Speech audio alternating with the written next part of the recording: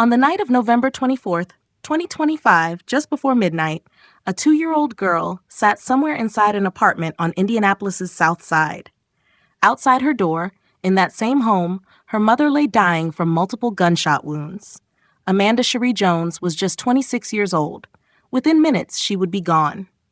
And in the aftermath, a family, a neighborhood, and an entire community would be left asking one devastating question: why couldn't we stop this before it was too late?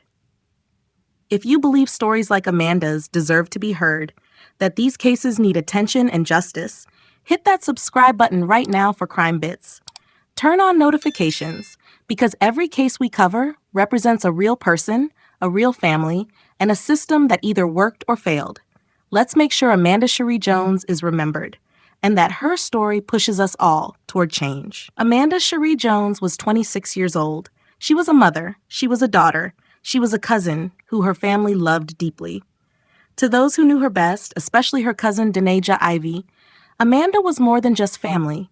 She was like a sister, an everyday friend, someone whose presence mattered in their daily lives.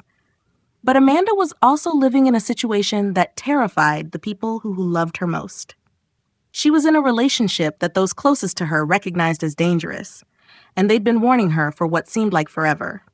Denaja would later tell reporters that she had warned Amanda over and over, "That relationship's not good for you. You've got to leave."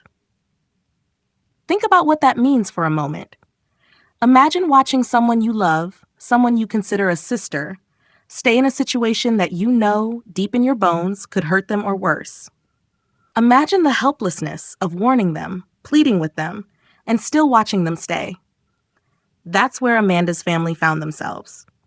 Not because Amanda was weak or foolish, but because leaving an abusive relationship is one of the most dangerous and complicated things a person can do. And tragically, Amanda would never get the chance to fully break free.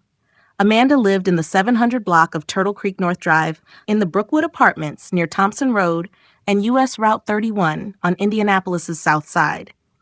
It's a working-class neighborhood, the kind of place where people are just trying to get by, raise their kids, and live their lives. But Amanda's address had become all too familiar to Indianapolis Metropolitan Police officers. The calls had been coming in for a while, reports of harassment, domestic disturbances, violations of protection orders. Each call was a red flag. Each report was a warning sign. Each time officers responded, they were documenting a pattern of escalating danger. And here's the detail that should haunt everyone who learns about this case. Less than 9 hours before Amanda Sheree Jones was found shot to death in her apartment, police had been called to that same address. 9 hours. Not 9 days. Not 9 weeks. 9 hours separated a police response from Amanda's murder.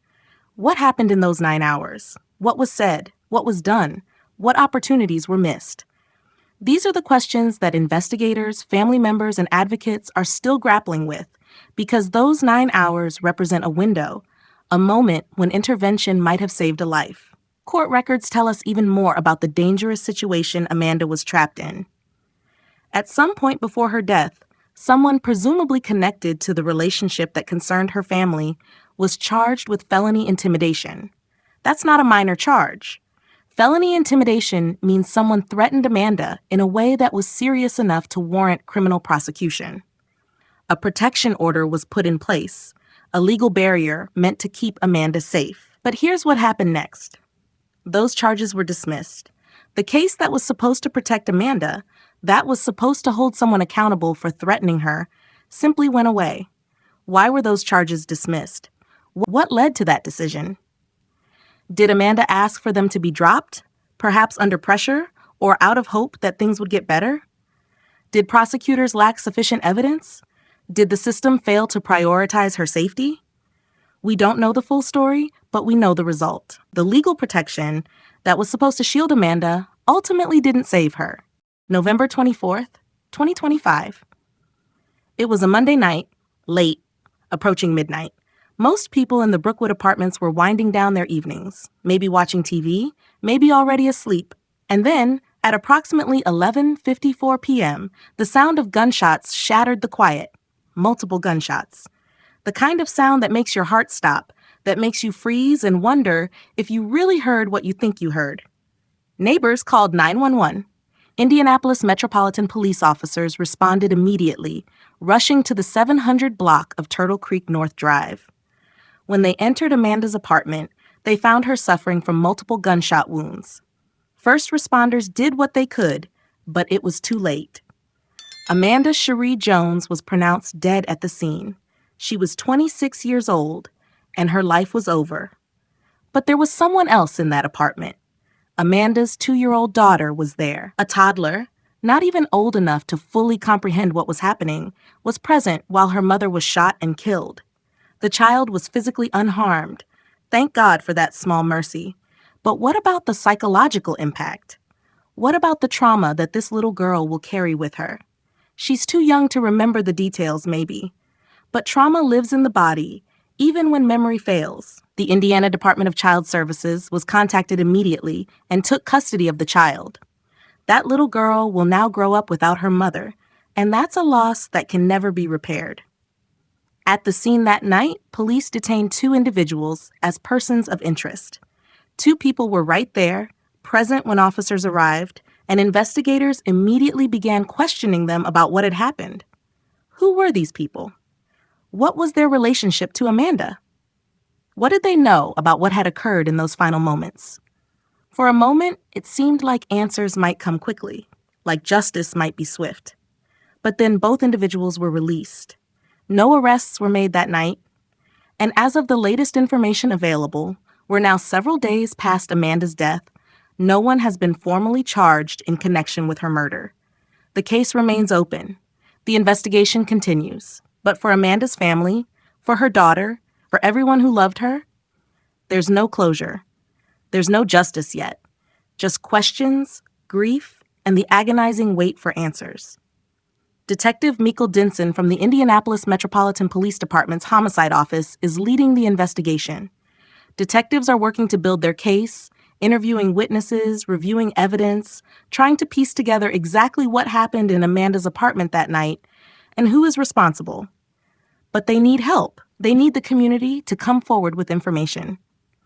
But let's zoom out for a moment, because Amanda's story isn't just about one terrible night. It's about a pattern. It's about a system that had multiple opportunities to intervene and didn't do enough. Think about the timeline here. Police were called to Amanda's address multiple times. Harassment, domestic disturbances, protection order violations, felony intimidation charges were filed. Amanda reached out for help. She engaged with the legal system. She tried to use the tools that are supposed to protect people in dangerous situations, and yet those charges were dismissed. The protection order didn't ultimately protect her, and less than 9 hours after police responded to yet another call at her address, Amanda was dead. Amanda's cousin, Denaja, spoke to reporters after Amanda's death, and what she shared is absolutely heartbreaking. She said that she was actually on the phone with Amanda during one of those previous police calls, and she heard Amanda tell the officers directly, "You're not going to do something until someone is dead." Let those words sink in. Amanda predicted her own fate. She told law enforcement, in plain language, that she didn't believe they would truly intervene until it was too late. And tragically, devastatingly, she was right. Denaja described Amanda as more than a cousin, as an everyday person, an everyday friend. Losing her, she said, felt like losing a sister. And she expressed the frustration and guilt that so many family members of domestic violence victims feel. The sense that maybe if she'd said the right thing, done the right thing, pushed harder, Amanda would still be alive. But the truth is, Denaja did warn Amanda. Repeatedly. She told her the relationship wasn't good. She begged her to leave. And Amanda knew the danger she was in. She was reaching out to police, filing charges, seeking protection orders. The failure here wasn't on Amanda or her family. The failure was systemic. Here's what we need to understand. Amanda Sheree Jones is not an isolated case. Her story plays out across this country every single day. According to national statistics, an average of 3 women are killed by intimate partners in the United States every single day. 3 women. Every day. And those are just the deaths. Countless others are living in fear right now, trapped in relationships they're trying to escape, reaching out for help from systems that too often fall short. When protection orders are violated and there are no real consequences, what does that tell the person who's being threatened? It tells them the system can't actually protect them. When charges get dismissed, when police have been to an address 9, 10, 15 times, and tragedy still occurs, we have to ask ourselves, what are we doing wrong? How can we do better? Daniette Smith, director of the Indy Champions with the Indy Public Safety Foundation, and an advocate who's worked with domestic violence survivors for years, spoke about Amanda's case. She emphasized something critical. Survivors need to prioritize their safety above everything else. What we have to understand as a survivor, as an advocate, as someone who's been doing this work for many years, she said, we have to put us first, and that means choosing you and your children first. Sometimes that means leaving your home. Sometimes that means disrupting your entire life. But staying in a dangerous situation, hoping that legal protections will be enough, hoping that things will change, that can be fatal. Amanda's cousin, Denasia, said something that captures the impossible position so many people find themselves in. You can't let nobody else love you more than you love yourself, and I wish Amanda would have loved herself just a little bit more to walk away sooner. But here's the thing, leaving isn't that simple. Leaving is often when domestic violence becomes lethal. The most dangerous time for a victim is when they try to leave. And Amanda was trying. She'd filed charges, she'd gotten protection orders, she was engaging with the system. The question isn't why didn't Amanda do more? The question is, why didn't the system do more for Amanda? Amanda Sheree Jones was 26 years old. She was a mother to a 2-year-old girl who will now grow up without her. She was a beloved cousin, daughter, and friend. She tried to protect herself. She reached out for help. She engaged with law enforcement. And still, on a Monday night in late November, her life was taken by violence in her own home. This case is still open. There are no arrests yet. Somewhere out there, someone knows what happened in that apartment. Someone knows who pulled the trigger. Someone knows the truth. And that person needs to come forward, because Amanda's daughter deserves justice. Her family deserves answers.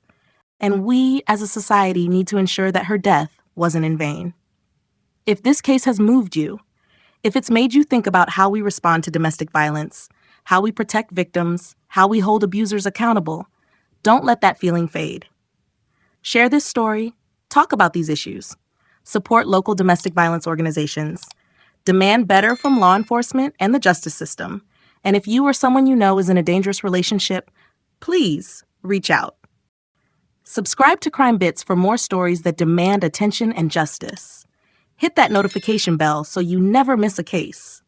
And if you know anything about what happened to Amanda Sheree Jones, please contact Detective Meikle Denson or Crime Stoppers. Your information could be what finally brings justice for a young mother whose life was stolen far too soon. Amanda deserved better. Her daughter deserves better. And we all need to do better to ensure that stories like hers stop being so tragically common. Rest in peace, Amanda Sheree Jones. Your story will not be forgotten.